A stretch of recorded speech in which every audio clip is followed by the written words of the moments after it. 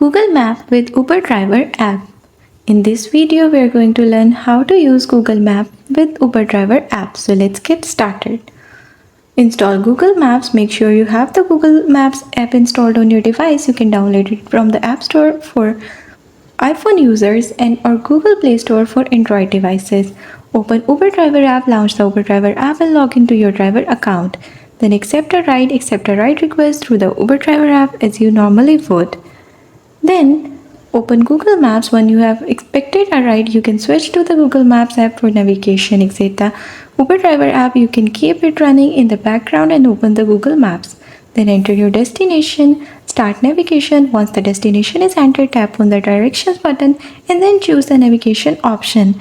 Google Maps will provide turn-by-turn direction to the destination. Now switch back to Uber app. You can switch back to the Uber app when needed to manage the ride, mark as arrived, start the trip and complete the trip.